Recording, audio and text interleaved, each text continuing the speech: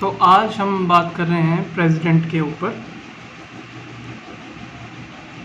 उससे पहले union executive की कॉन्स्टिट्यूशन ऑफ इंडिया में कहाँ चर्चा की गई है। यूनियन ऑफ एग्जीक्यूटिव की चर्चा पार्ट 5 में की गई है और आर्टिकल 52 से लेके 78 में इसकी बात हुई है।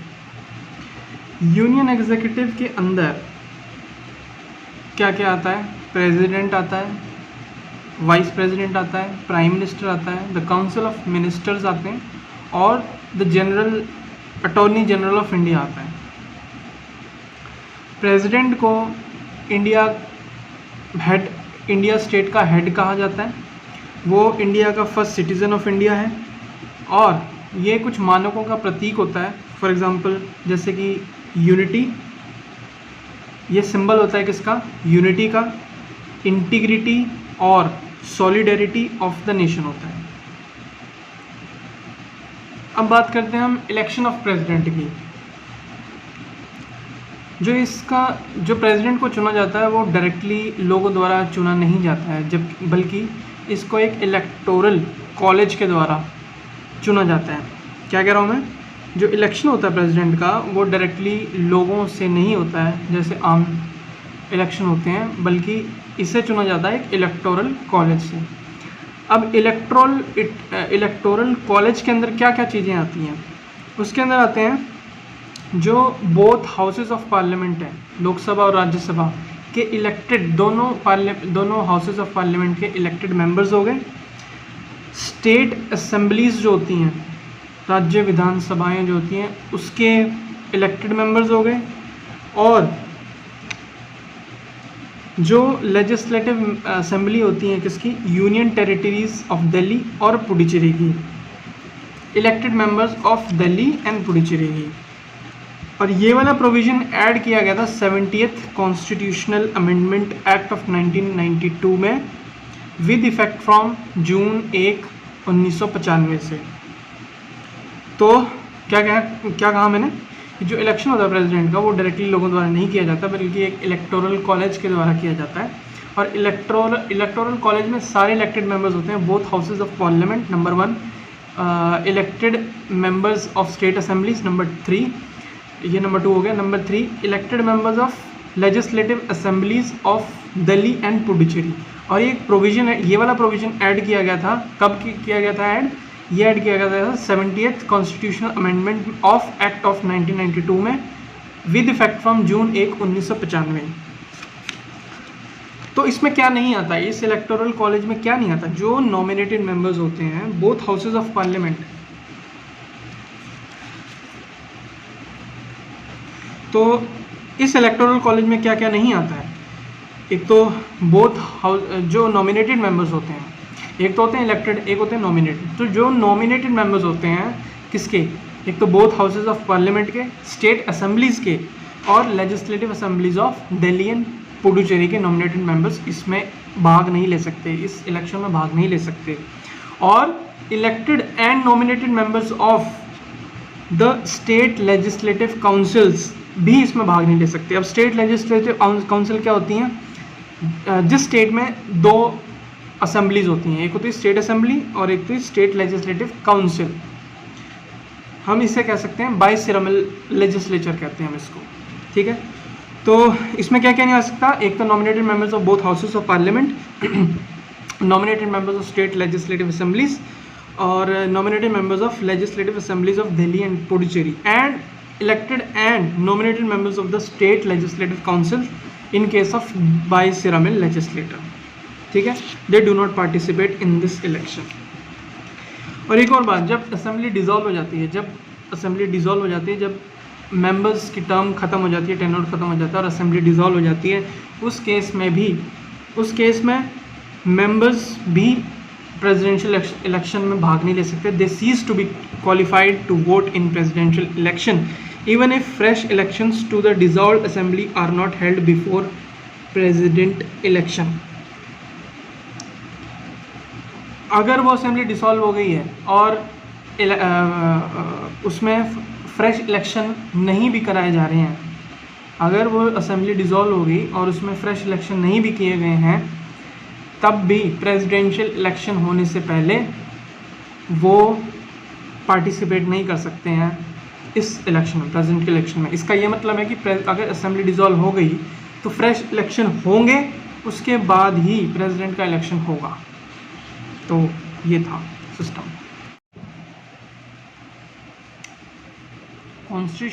कॉन्स्टिट्यूशन ये कहता है कि एक यूनिफॉर्मिटी होनी चाहिए, एक scale of representation of different states. Constitution ये कहता है कि एक यूनिफॉर्मिटी होनी चाहिए in the scale of representation of different states, as well as एक पैरिटी होनी चाहिए between the states as a whole and the union at the election of the president. ठीक है, तो मैंने क्या किया कि कॉन्स्टिट्यूशन दो चीज़ें प्रोवाइड करता है हमारे को। क्या? नंबर 1 कि एक यूनिफॉर्मिटी होनी चाहिए, यूनिफॉर्मिटी एक समानता होनी चाहिए in the scale of representation of different states. जितनी भी स्टेट्स हैं 28 29, इनकी जो स्केल ऑफ रिप्रेजेंटेशन है एक यूनिफॉर्मिटी होनी चाहिए, एक समानता होनी चाहिए। और दूसरी बात ये कि एक पैरिटी होनी चाहिए between states as a whole, जितनी भी state as a whole and the union. तो इसके बीच में एक पैरिटी भी होनी चाहिए at the election of the president. तो इन दोनों चीज़ों को अचीव करने के लिए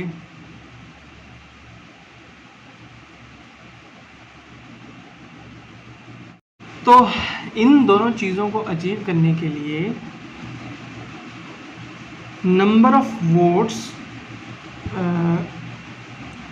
इन दोनों को अचीव करने के जो एक इलेक्टेड मेंबर कहाँ का, स्टेट लेजिस्लेटिव असेंबली का, और एक इलेक्टेड मेंबर कहाँ का, पार्लियामेंट का, इनके नंबर ऑफ वोट्स को कैलकुलेट करने के लिए एक सिस्टम बनाया है। Number of votes of each elected member of legislative assembly of each state and parliament is calculated as per following manner. तो इन दोनों चीज़ों को अचीव करने के लिए जो नंबर ऑफ वोट्स हैं जो एक elected member of legislative assembly of each state और पार्लियामेंट वो एंटाइटल्ड है टू कास्ट करने के लिए, वो इस तरीके से, जो आगे का प्रोसेस है, इस तरीके से वो कैलकुलेट किया जाएगा।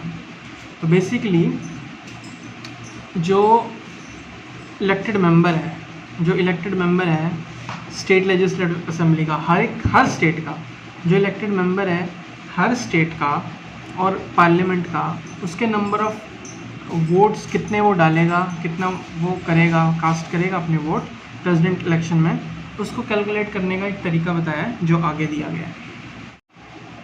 जो एक एमएलए की वोट की वैल्यू आएगी, वोट नंबर ऑफ वोट्स और value of the vote of N MLA, जो एमएलए की वोट्स की वैल्यू आएगी वो होगी इज़ इक्वल टू जो टोटल पॉपुलेशन है स्टेट की, और उसको डिवाइड करेंगे number of total elected members of the state legislative assembly.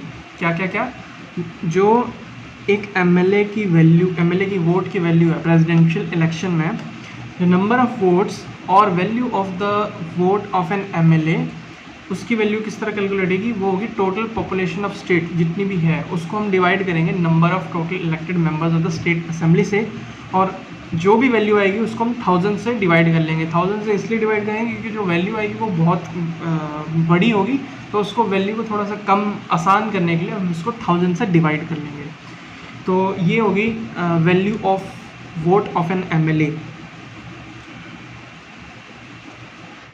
और नोट में ये दिया गया है जो पॉपुलेशन है, जो 84th constitutional amendment act of 2001 है, कौन सा 84th constitutional amendment act of 2001 है, उसके अकॉर्डिंग पॉपुलेशन का मतलब है जो सेंसस 1971 में किया गया था, उसके अकॉर्डिंग जो भी पॉपुलेशन है वो इसमें ली जाएगी, और वो तब तक ली जाएगी जब तक 2026 के बाद कोई सेंसस पब्लिश नहीं हो जाता। नोट में ये दिया गया कि as per 84th constitutional amendment act of 2001 जो पॉपुलेशन जो ली जाएगी वो 1971 के सेंसस की ली जाएगी। कब तक ली जाएगी? तब तक ली जाएगी जब तक 2026 के सेंसस 2026 के बाद का कोई सेंसस पब्लिश नहीं हो जाता। नंबर 2, जो value of the vote of an MP होगा, जो मेंबर ऑफ पार्लियामेंट के वोट की वैल्यू होगी, वो चाहे वो किसी भी हाउस का हो, चाहे लोकसभा हो, चाहे कि जो elected member of either house of parliament होगा उसके पास उतने वोट होंगे, वो उसकी वैल्यू आएगी total value of votes assign to members of the legislative assemblies. जितने भी टोटल वैल्यू आएगी वोट्स की, टोटल एमएलए की जो भी असाइन हुई है, total value of votes of all MLAs of all states, उसको डिवाइड किया जाएगा total number of elected members of parliament से। तो जो value of the vote of an MP होगी वो होगी total value of elected, total value of votes of all MLAs of all states जो असाइन हो गई, उस वैल्यू को डिवाइड करेंगे हम total number of elected members of parliament से। तो ये होगी value of the vote of an MP of either house of parliament की। तो जो प्रेसिडेंट का इलेक्शन होता है वो किसके अकॉर्डिंग होता है? वो होता है system in accordance with system of proportional representation by means of the single transferable vote. ठीक है, जो प्रेसिडेंट का इलेक्शन होता है वो किसके अकॉर्डिंग होता है? In accordance with the system of proportional representation by means of the single transferable vote. और जो वोटिंग होती है बाय सीक्रेट बैलेट होती है, और जो वोटिंग होती है बाय सीक्रेट बैलेट होती है। ये सिस्टम इंश्योर करता है कि जो सक्सेसफुल कैंडिडेट है ना वो एक एब्सोल्यूट मेजॉरिटी ऑफ वोट्स के साथ आता है। ये जो सिस्टम है, कौन सा system? System of proportional representation, system of proportional representation by means of single transferable vote. ये इंश्योर करता है कि जो सक्सेसफुल कैंडिडेट आए वो एब्सोल्यूट मेजॉरिटी ऑफ वोट्स के साथ आए। ठीक है, एक कैंडिडेट को प्रेसिडेंट डिक्लेयर करने के लिए उसको मस्ट है कि वो क्या सिक्योर करे? वो एक fixed Kota of votes secure करे। उसको मस्ट है कि वो एक fixed Kota of votes secure करे। ठीक है, अब जो फिक्स्ड कोटा ऑफ वोट्स कैसे डिटरमाइन किया जाता है? जो फिक्स्ड कोटा ऑफ वोट्स है वो क्या है? वो है इज इक्वल टू, इससे पहले कि वोटिंग बाय सीक्रेट बैलेट, और जो विनर है उसको मस्ट सिक्योर करना फिक्स्ड कोटा ऑफ वोट्स। और जो कोटा ऑफ वोट्स है वो इज इक्वल टू आएगा जो total number of valid votes polled, जितने भी वोट किए गए हैं, total number of votes polled, जितने भी वोट्स किए गए हैं, total number of votes polled, उसको डिवाइड किया जाएगा number of candidate to be elected. अगर एक कैंडिडेट इलेक्ट करना है तो एक आएगा, दो कैंडिडेट इलेक्ट करने हैं तो दो आएंगे, तीन करने हैं तो तीन आएंगे। तो नंबर ऑफ जो total number of votes polled divide by number of candidate to be elected, that is 1 in case of president, और प्लस उसके साथ कर देंगे डिवाइड में 1, और एज अ होल भी हम एक ऐड 1 करेंगे। तो जो ये आ जाएगा वो फिक्स्ड कोटा ऑफ वोट्स आ जाएगा, और जो इसको सिक्योर कर लेगा वो अपना प्रेसिडेंट का विनर कहलाएगा। ठीक है, अब हम बात करते हैं process of election of president की। हम बात कर रहे हैं अब process of election of candidate की। तो अब हम बात कर रहे हैं process of election of candidate की। जो भी इलेक्टोरल कॉलेज का मेंबर है, हर एक मेंबर को एक बैलेट पेपर दिया जाता है। जो भी इलेक्टोरल कॉलेज का मेंबर है ना, हर एक मेंबर को एक बैलेट पेपर दिया जाता है, और जब वो वोट अपना कास्ट कर रहा होता है तो उसको उस बैलेट पेपर में अपनी प्रेफरेंसेस देनी पड़ती हैं अगेंस्ट नेम्स। जितने भी नाम दिए गए हैं नेम्स ऑफ कैंडिडेट में, उसके अगेंस्ट उसको एक प्रेफरेंसेस मार्क करनी पड़ती है। इसका मतलब ये है कि वोटर कितनी भी प्रेफरेंसेस दे सकता है, जितनी भी कैंडिडेट हैं। क्या क्या प्रोसेस क्या है कि जो भी इलेक्टोरल कॉलेज का मेंबर होगा उसको एक बैलेट पेपर दिया जाता है, और उस वोटर को वोट कास्ट करने से पहले प्रेफरेंसेस मार्क करनी पड़ती हैं अगेंस्ट नेम्स। इसका ये मतलब है कि वोटर कितनी भी प्रेफरेंसेस दे सकता है। ठीक है, फर्स्ट फेज़ में क्या होता है कि जो फर्स्ट प्रेफरेंसेस के वोट्स होते हैं वो काउंट किए जाते हैं। अब इस केस में अगर इस फेज़ में ही कैंडिडेट अगर रिक्वायर्ड कोटा अचीव कर लेता है तो वो उसे हम इलेक्टेड डिक्लेयर करते हैं। लेकिन अगर वो फिक्स कोटा नहीं कर पाता है तो हम उस process of transfer of votes को हम शुरू कर देते हैं।